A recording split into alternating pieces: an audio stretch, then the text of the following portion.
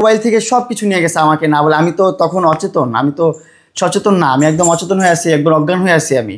আমাকে বাসায় পানি টানি কি খাওয়াইলাম শেষ, আমি তো নাই, আমি তো অজ্ঞান হয়ে আছি। আল্লাহ বাঁচাইছে আমার, আরও খারাপ কিছু করতে পারতো, যেটা হয়েছে প্রিভিয়াস কিছুদিন আগে সেটা হয় না, আল্লাহ বাঁচাইছে। খুব আল্লাহর কাছে লাখ লাখ শুক্রিয়া, আল্লাহ বাঁচাইছে। আপনারা একটু আমার জন্য দোয়া করবেন, ভালোবাসা রাখবেন, এতটুকু। তারপর আমার অজ্ঞান করে রাখছে ওইখানে, আরও কী কী ছিল, পানি টানি খাওয়াইছে আমি বলতে পারি। আমি এখন পর্যন্ত কোনো খাওয়া দাওয়া করতে পারতেছি না, আমার একটু পর পর জ্বর আসতেছে, যে ঘাম ছেড়ে দিচ্ছে, আমার শরীরে ঘাম হচ্ছে। মানে আমি সকাল থেকে এখন পর্যন্ত কিচ্ছু খাই নাই, শুধু পানি খেয়ে আসি। আমার কিছু খাইতে গেলে আমার বমি আসতেছে, আমি কিছু করতে পারতেছি না, একটু পর পর জ্বর আসতেছে। আমি কি করবো, আমি মানে টেনশনে আমি পাগল হয়ে যাচ্ছি। এখন আবার নতুন করে অভিনয় করতেছে, এখন আবার কোন হসপিটালে যাচ্ছে, কি করতেছে না করতেছে, আবার নতুন কোন নাটক সাজাচ্ছে, আবার নতুন কোন ট্র্যাপ সাজাচ্ছে, আমি বুঝতেছি না ভাই। আপনারা যদি আমাকে একটু সাপোর্ট করেন। সে তো হাজারটা কল দেয় আমাকে তার বাসায় যাওয়ার জন্য, আমি তাকে একটা কলে দিই না, সে আমার দিনে সারাদিন কল দিতে থাকে। তার সাথে দেখা করতে হবে, তাকে নিয়ে ঘুরতে হবে, তাকে নিয়ে এটা করতে হবে, তাকে নিয়ে সেটা করতে হবে, তাকে ওইখানে নিতে হবে, সেখানে নিতে হবে। সে সবসময় মানে করতেই হবে, না করলেই সে তখনই ঝগড়া করবে, তখনই বলবে যে মামলা তুলবো না।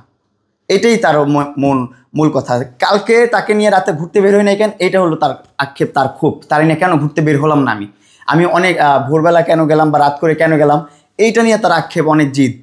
কেন আমি তার সাথে তার কথা মতো চললাম না, এটা নিয়েও তার সমস্যা। আমি ভাই কী করবো আমি বুঝতেছি না, আপনারা এখন একটু গাইড করেন আমাকে।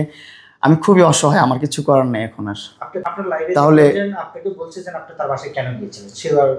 সেই নিয়েছে আমাকে কল দিয়ে, সে আমি বাধ্য হচ্ছে, আমাকে 5-5টা মামলা করে রাখছে। ও বলছে যে মামলাগুলো তুলবে, ওর সাথে সুন্দরভাবে চললে, ভালো ফ্রেন্ড সম্পর্ক রাখলে ও আমার মামলাগুলো তুলবে বলছে। কিন্তু এখন আবার বলতেছে না, আমি তোমার মামলা তুলবো না, তুমি কি করতে পারো করে নাও।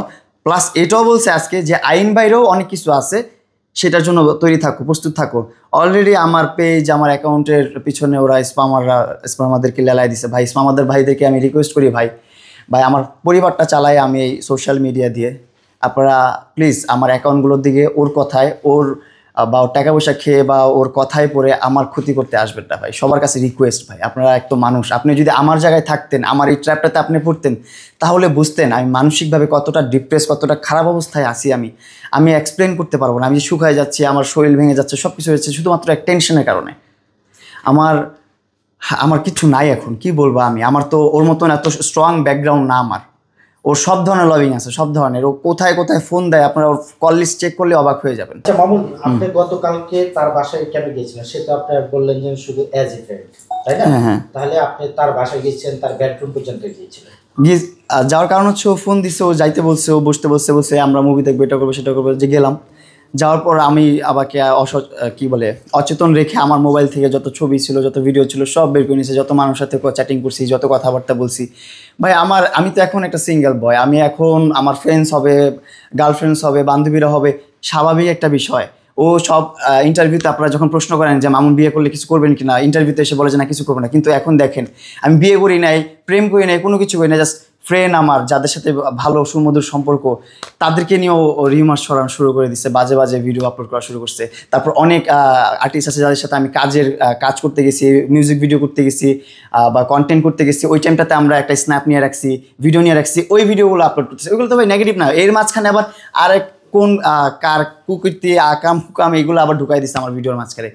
ভাই আমি নিতে পারতেছি না, আর কোনোভাবে নিতে পারতেছি না। আমি মেন্টাল একবারে নিতে পারতেছি না, একদম খারাপ অবস্থা, মেন্টালি অবস্থা। এটা তো নর্মাল ছবি ভাই, আমার ফ্রেন্ডসদের সাথে আমি ছবি তুলতেই পারি, স্ন্যাপ নিতেই পারি।